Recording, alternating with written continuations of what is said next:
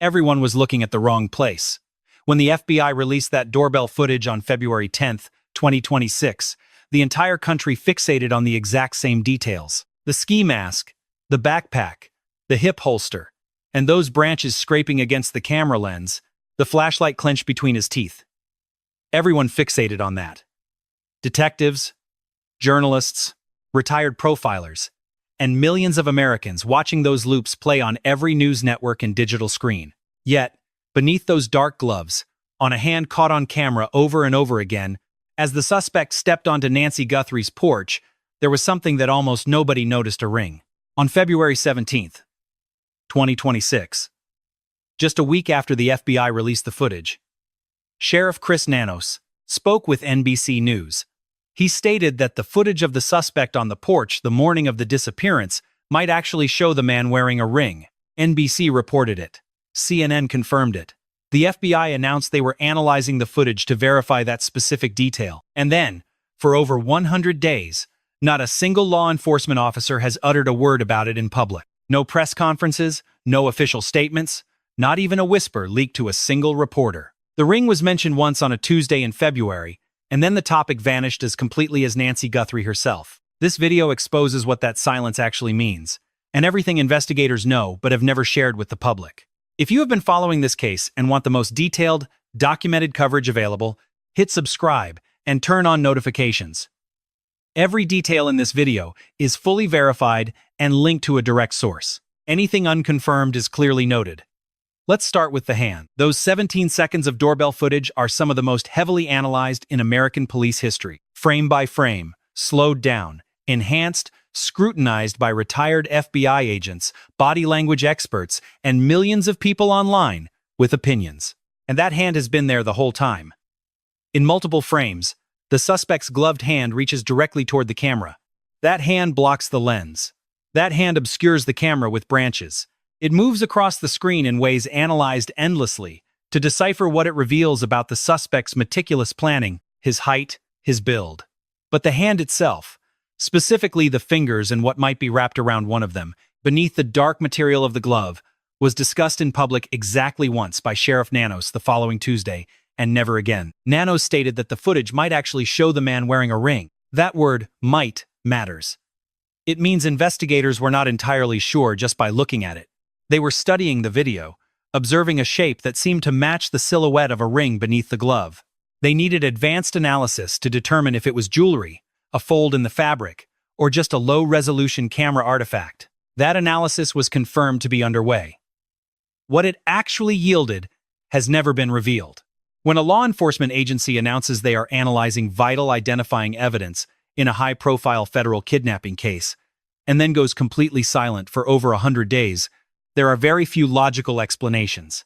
Either the analysis yielded nothing, the video was too degraded at that specific point to confirm or deny what was there, in which case they would declare the lead inconclusive, as they have done with other clues throughout this entire investigation, or the analysis actually succeeded, and they are protecting that find because exposing it would compromise the case in court. That is the kind of silence seasoned detectives recognize instantly.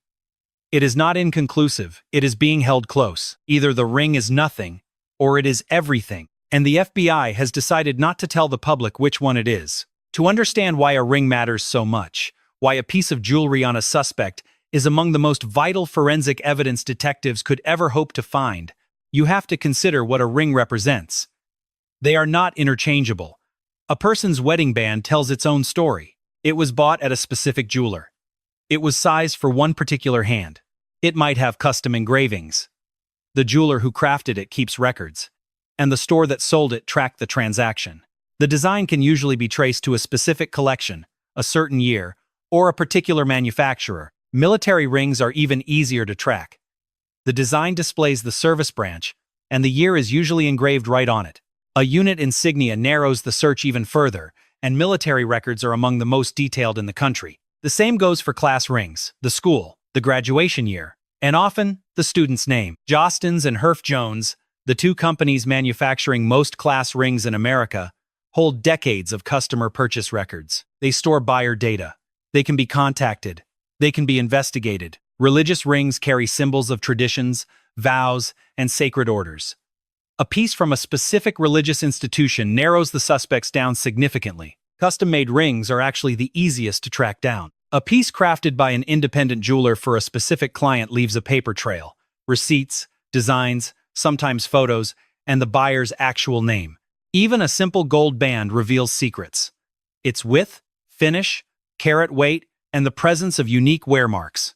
Whether it looks new or old, whether it fits loose or tight on the gloved finger, revealing telling details about the actual hand size of the wearer. A forensic jewelry analysis by the FBI on the enhanced video can extract massive amounts of information from the silhouette visible beneath the suspect's glove.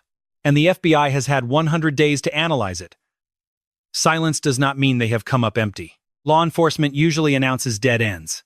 They let us know if a lead goes cold, so people stop waiting for answers. This lead has never been dismissed as a dead end. They simply have not brought it up again. The ring is not the only identifier on that wrist. Jim Clemente, a former FBI special agent and behavioral profiler, closely analyzed the doorbell camera footage. He focused on the exact moment the suspect approaches the camera, as his jacket sleeve rides up slightly while reaching out. Clemente believes the surveillance video reveals what appears to be a distinctive tattoo on the suspect's right wrist. In his precise assessment provided to Fox News Digital, he stated that the suspect exposed what looked like a wrist tattoo, something that wouldn't have happened if he had prepared for that camera. To Clemente, this proves he is not a sophisticated criminal. He called him clumsy, asserting that the mistakes caught on camera will lead investigators straight to his arrest. Consider what Clemente's sharp observation actually means when we connect it to the ring. The same wrist, the exact second the sleeve shifted, briefly exposing the bare skin between the glove and the jacket. In that split second, investigators caught a glimpse of both a ring and a tattoo. Two physical identifiers on the same hand, both exposed by the exact same tactical blunder, the sleeve riding up as he reached toward the security camera. A tattoo without a name attached to it is just a physical description. Police can broadcast it, asking the public if they recognize it to generate leads. A ring without an owner is a physical clue that can be cross-referenced with purchasing logs and jewelry databases, military archives, and even genealogical records. If confirmed by enhanced footage, these clues are far more valuable than a height estimate or a backpack brand, and neither detail has been officially confirmed yet. Reports have highlighted Clemente's tattoo analysis, but no law enforcement agency has officially confirmed it is visible on the video, nor has any detective validated that a ring can actually be seen in the footage. Sheriff Nanos admitted it could be there. That is as far as any official has gone on the record. The advanced analysis to confirm or rule out both details is complete, sitting with federal investigators since February 2026. Those results have not been released. Now look closely at the gloves themselves, because they tell a story long before we uncover what lies beneath. Patty Wood, an expert in body language and human behavior, scrutinized the footage of the gloves. On the Nancy Grace Crime Stories podcast on March 16, 2026, she described what she saw, calling the gloves highly unusual. She stated verbatim that they appeared heavy-duty. Without a doubt, a highly unusual choice of glove. These are heavy-duty tactical gloves, the kind you wear if you fear an assault involving blades. That is how thick the plastic or rubber material is. Think about that. A glove selected specifically to shield oneself against a potential knife attack. Nobody expects an 84-year-old woman with a pacemaker and limited mobility to wield a weapon. Whoever approached her door was not anticipating armed resistance. So why wear gloves engineered to withstand a blade? Because the planning for this operation prepared for scenarios that were not obvious at all. Whoever chose that gear calculated levels of resistance unimaginable to most, especially when stalking an elderly woman alone at 2 a.m. Wood also noted that the backpack seemed incredibly heavy, wondering what on earth was packed inside.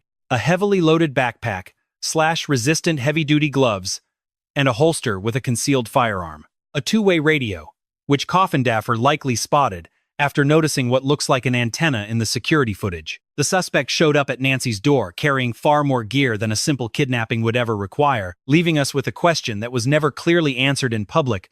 What was inside that backpack? The FBI described it as a black Ozark Trail 25-liter backpack, sold exclusively at Walmart. Sheriff Nanos called that backpack one of the most promising leads in the case, since Walmart has transaction records and security cameras. Cash purchases leave less of a trail than cards, But tracking that backpack to a specific store before the crime is entirely possible. Yet, 4 months later, that promising backpack lead has not resulted in a single arrest. There is no word on what was inside, nor any statement about whether Walmart records yielded a suspect's name. The backpack, the holster, the ring, 3 physical items the suspect was carrying that night. 2 of those have been thoroughly analyzed. The other was mentioned just once on a Tuesday in February, and then never again. Let's look at the timeline of what has been made public and what has not, because the pattern of disclosures here is itself a clue. On February 10th, the FBI releases the doorbell footage. The suspect is described as a man standing 5 feet 9 to 5 feet 10, of average build. They identify the 25-liter Ozark Trail backpack. On February 12th, black gloves are found 2 miles from Nancy's home. The gloves match the ones worn by the suspect in the video. DNA testing begins. On February 13th, search warrants are executed. SWAT is deployed near Rio Rico. People are detained, but there are no arrests. The only person to speak publicly was Carlos Palazuelos, who claimed he was questioned and then released. On February 15th, the FBI analyzes preliminary DNA from the glove. The genetic profile doesn't match anything in CODIS. They upload the unknown profile for genetic genealogy testing. On February 16th, NBC reports that sources close to the investigation claim that authorities are ruling out the initial suspects they investigated. The family is no longer under suspicion. That Carlos guy isn't a suspect either. On February 17th, Sheriff Nanos talks to NBC about the mysterious ring. Footage suggests the suspect was wearing a ring. The FBI is looking into it. On February 17th, CNN confirms NBC's report. In March of 2026, they traced DNA on the gloves to a local restaurant worker, ruling out any link to the crime. The gloves found 2 miles away are dismissed as direct evidence, though they remain part of the official case file. After that, neither law enforcement nor any verified news outlet ever mentions the matter of the ring again. Gun shops all over Tucson were inspected. FBI agents showed the video to store owners, asking if the suspect or his gear looked familiar. They confirmed the inquiries, but not the results. Neighbors in Catalina foothills reported something that Fox News investigated deeply. Their home security cameras were glitching. Days before and during the night of the abduction, neighborhood security cameras experienced what seemed to be constant interference. Fox News consulted an expert to explain the impact of a wireless signal jammer on home security cameras. The specialist confirmed that a portable signal jammer, available online for under $100, would cause the exact type of signal failure the neighbors described. If they used a signal jammer, it means the culprits fully understood home surveillance technology. They came prepared to disable recordings before approaching the property. This was not improvised. There was prior reconnaissance, and yet, police have never confirmed or denied the use of a jammer. The lead about the ring has also not been confirmed or denied by investigators. The theory about the tattoo has not been confirmed or denied by authorities either. Every other promising lead revealed in this case has come with more details or a confirmation that it led nowhere. Every single one. Except the ring. People talk constantly about the backpack. They talk constantly about the holster. Those gloves found 2 miles away were tested, debated, and ultimately ruled out completely. The DNA from the scene went to Florida and Quantico, confirming it is undergoing genealogical testing. But that ring was mentioned only once. There is another hidden detail in the file that connects directly to the ring, the wrist, and the suspect's identity. On January 11th, 2026, exactly 20 days before Nancy would disappear, the Guthrie family issued a statement asking neighbors in the community to focus specifically on that exact date. They hoped people would try to remember, particularly anything that happened on the night of January 11th. Brian Enton confirmed through his sources that the FBI was questioning the Guthrie family specifically about January 11th. He noted this was the first time the Guthries mentioned that date, calling it highly significant. Coffindaffer went further. She asserted that, according to the family's statement, the suspect conducted what she described as a dry run on January 11th. Her exact words: "This shows the commitment of the porch guy. A risky move. Had he been seen on the 11th, maybe they would never have taken Nancy." A rehearsal, 3 weeks before the actual operation. Stalking the property. Mapping the entry route. Measuring camera angles. Learning the layout. Determining which cameras were recording and which only triggered motion alerts. If someone was indeed lurking near Nancy's property on January 11th, wearing the exact same ring seen on February 1st, And if any neighbor caught a glimpse of a hand, a wrist, a metallic flash on a finger, that sighting could now be one of the most valuable leads among the 50,000 received. The Guthrie family asked everyone to specifically recall that night.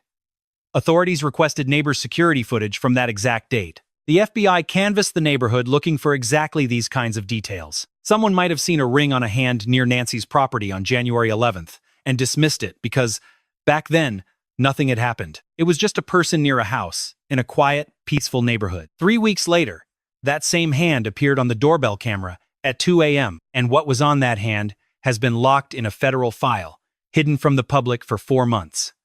There is a flaw in this investigation that the angle of the ring exposes. The mistake isn't forensic. The true failure lies in communication. From the start, this investigation has been defined by selective information sharing, severely damaging public cooperation. On multiple occasions, police chose to withhold crucial details that had a genuine chance of producing helpful public leads. The ring stands as the clearest example of this pattern. Sheriff Nanos stated on February 17th that the footage would reveal a ring. The expectation was that analysis would soon clarify this. That study was on its way to the FBI. That analysis had to be completed. Had the analysis confirmed the ring, a public description of it, its style, and its approximate size, whether a simple band, a signet, a class ring, or some religious piece, would have reached 50,000 people actively following this case. Those 50,000 people have their own networks, their own communities, and their own circles. A detailed physical description of jewelry worn by an unknown suspect is exactly what triggers recognition from someone who actually knows him. Someone who saw that ring on a hand at dinner, a social event, or at work. But police withheld that information. The reason why is a question no journalist has managed to get answered directly. Brian Enton, who enjoys closer access to this investigation than any other reporter in the country, has shared no details regarding the analysis of the ring or its ultimate findings. Either he hasn't asked, or he was ordered not to report on it. One of those is true, and neither bodes well for the flow of information in this case. Sheriff Nanos had multiple press conferences and media appearances, countless opportunities to admit the analysis was inconclusive, or that it yielded key insights for the active investigation. A single sentence would clear up the public uncertainty, yet he has remained silent. We are talking about a sheriff whose department handed the crime scene back to the family just days after she vanished, whose team sat on a hair sample in a Florida lab for weeks before sending it to the proper FBI facility. His department kept the FBI at arm's length during the most critical window of the entire investigation, according to the FBI director himself. His overall conduct has been so alarming that the Pima County Board invoked an old territorial law to force him to testify under oath about his actions. And we are talking about the same sheriff who suggested the video showed a ring, then went completely silent for the next 4 months. The ring has still not been officially confirmed as evidence, nor has it been ruled out. It remains in the exact same limbo it occupied on February 17th, 2026, mentioned once, investigated in private, and never clarified to the public. It wasn't an accident, it was a choice. And someone leading this case made that choice deliberately. Think about what a ring would mean for genetic genealogy work at Quantico. The unidentified male DNA recovered from inside Nancy's home. The hair sample that Brian Enton confirmed was sent to the FBI for advanced analysis is being processed, using the same forensic genealogy that solved the Gilgo Beach case and unmasked the Golden State Killer. That process uncovers a name. That name becomes the anchor for every other piece of this investigation. Every physical clue is meticulously checked against that name. Every doorbell camera detail, the cell tower records, and every frame from over 10,000 hours of analyzed video. If genetic genealogy yields a name, and it matches the suspect in the doorbell video, that ring becomes powerful corroborating evidence. Does the individual identified by the DNA wear a ring on that finger? Does the ring they wear match the distinct shape captured in the video? Does that ring show up in photos, tagged on social media, in a family portrait, or did someone who knows him describe it? Every physical trait confirmed on camera that matches the identified suspect is devastating corroborative proof in a court of law. Jim Clemente said it directly. The slip-ups in this video will lead straight to his capture. Not maybe, but definitely. The tattoo, the ring, the sleeve that slipped for a second as he reached toward the camera. 2 identifiers captured in the video that the FBI has held since February 1st, clear to a forensic lab that has spent 4 months analyzing them. The DNA is being processed at Quantico. Genealogy is piecing together the family tree. The name is getting closer and closer. The moment that name arrives, investigators will immediately compare every detail from the video with that suspect's profile. And the ring will be one of those details.